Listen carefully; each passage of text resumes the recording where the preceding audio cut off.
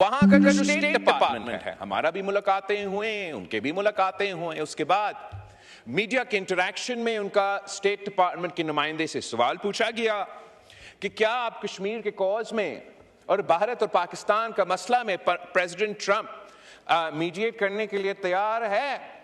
तो वहां भी उनका स्टेट डिपार्टमेंट का नुमाइंदा ने कहा कि जी हां, प्रेसिडेंट ट्रंप इस मसला का हल निकालने के लिए तैयार है। ये भी भारत की हार है, पाकिस्तान की जीत है। जनाब स्पीकर, इससे भरकर उसी आदमी, उसी शख्स पे जिस पे भारत में सबसे ज्यादा तंकीद हो रहा था, जिनके बारे में पता नहीं हमें क्या क्या सुनने पे मजबूर किया गया, झूठे बेबुनियाद इल्जामात, प्रोपेगेंडा, हमारा field marshal, army chief of staff general Asif Munir साहब, उनका ना सिर्फ दावत था अमेरिका में जनाब स्पीकर, मगर उनको प्रेसिडेंट ट्रंप ने खुद व्हाइट हाउस में लंच खिलाया। अब मैं आपसे पूछना चाह रहा हूं, क्या ये किसी शिकस्त शुदा फौज को इस किस्म का दावत दिया जाता है? नहीं जनाब स्पीकर, ये मुबारकबाद देने का दावत था उस शख्स को जो उस फौज का क़यादत कर रहा था, जिसने पूरी दुनिया की एक्सपेक्टेशंस के बरक्स, भारत जो से 7 गुना ज्यादा बड़ा ताकत है, भारत के हथियार और माल और वसाइल अमेरिका की तरफ से आते हैं, वो भारत को आगे जाके पता नहीं क्या क्या उम्मीदें रख बैठे थे।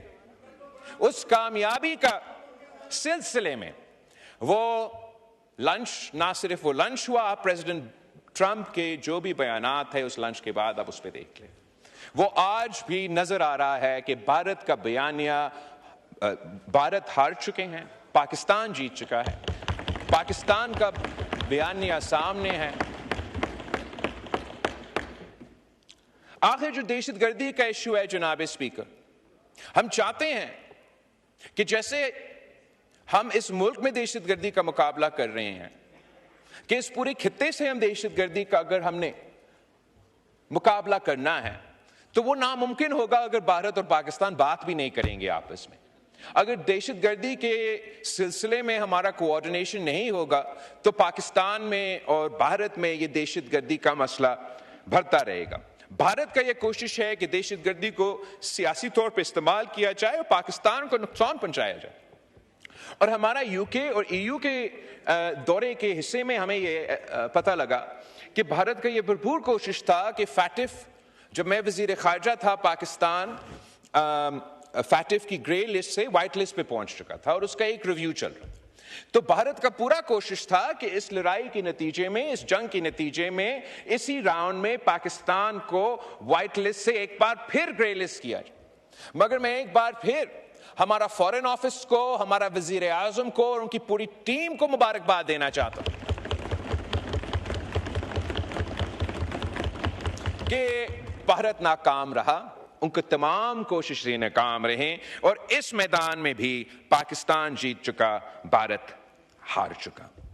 मगर जनाब स्पीकर, हमें जहां तक सीज फायर की बात है और जहां हम आज पहुंचे, इस पे हम समझते हैं कि यह नाकाफी है। पाकिस्तान के नौजवानों के लिए, भारत के नौजवानों के लिए भी, इस खित्ते के लिए बहुत जरूरी है कि इन दोनों ममालिक के दरमियान अमन कायम किया जाए। जो न्यू नॉर्मल या न्यू अब normal that Modi is trying to set for the reason, कि अगर कोई दहशतगर्दी का वाकया भारत में होगा तो उसके नतीजे में ऑटोमेटिकली पाकिस्तान के साथ जंग छेड़ा जाएगा। और अगर पाकिस्तान ये पॉलिसी अपना ले कि हमारे यहां जितने दहशतगर्दी के वाकया होते हैं वो तो 10 गुना ज्यादा है भारत के मुकाबले में, आधा से ज्यादा इनके पीछे भारत का हाथ होता है या भारत का फाइनेंसिंग होता है, तो अगर पाकिस्तान में भी ये प्रेसिडेंट सेट किया जाए कि अगर यहां कोई दहशतगर्दी का वाकया होगा तो हम भी भारत के साथ जंग छेड़ेंगे, तो इसका मतलब ये होगा कि हमने अपने मुल्क का किस्मत और भारत ने अपना मुल्क का किस्मत इन दहशतगर्दों के हाथ में छोड़ दिया है। जनाब स्पीकर, यह मोदी का फैसला हो सकता है, यह हमारा फैसला नहीं हो। इस सिलसिले में जब हम अमन की बात कर रहे हैं तो हम ना सिर्फ पाकिस्तान के अवाम की जंग लड़ रहे हैं, हम भारत के अवाम का मुकदमा भी लड़ रहे हैं।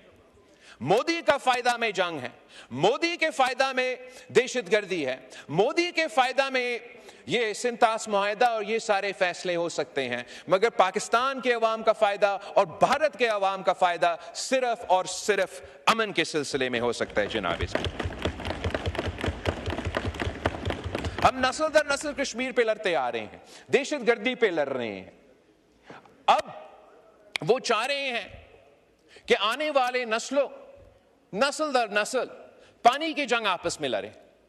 ये हमारे लिए, मैं पाकिस्तान हुकूमत को प्रेज करना चाहूंगा कि आपका पॉलिसी ने हमारे हाथ को मजबूत किया है। जब हम दुनिया भर में जाके अमन की बात करते हैं तो कौन इनकार कर सकते हैं। मैं समझता हूं कि आपका इस कोशिश, वजीर आजम साहब की इस कोशिश, अगर आप इसमें कामयाब हों तो आपके ये कामयाबी तारीख याद रखेगी और ये मुमकिन है, ये आज भी मुमकिन है कि हम मिलकर मेहनत करें, इंटरनेशनल माहौल ऐसे बनाएं कि हम भारत को मजबूर करें कि वो पुराने पॉलिसीज छोड़ के अमन की तरफ आगे बढ़े। जनाब स्पीकर, जो दूसरा अहम मैदान है जिस पे पाकिस्तान अवाम खुद एक किस्म का जंग लड़ते आ रहे हैं, वो मुआशी महाज पे। They've been fighting on the economic front for some time, where the people of Pakistan have been suffering from तारीखी महंगाई, तारीखी गुर्बत और तारीखी बेरोजगारी। और इस सिलसिले में हुकूमत के पॉलिसीज़ के नतीजे में, फैसले के नतीजे में बहुत बेहतरी आई है। ख़ास तौर पे महंगाई जिस उस तरीके से उसमें इजाफा नहीं हो रहा है, तो उसका हम वेलकम भी करते हैं, अप्रिशिएट करते हैं। वज़ीर ख़जाना साहब यहाँ बैठा है, मैं बार बार कहता आ रहा हूँ। और a budget is just not columns and numbers, it's also a statement of national resolve and vision. While the budget may not be perfect, it has incorporated some, if not all, of the Pakistan People's Party input, and my party will be supporting the federal budget.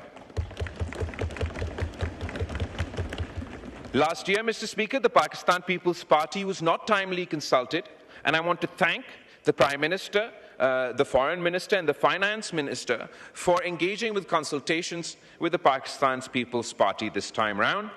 In line with our consultations, there are some positive aspects of the budget which I would like to appreciate on the floor.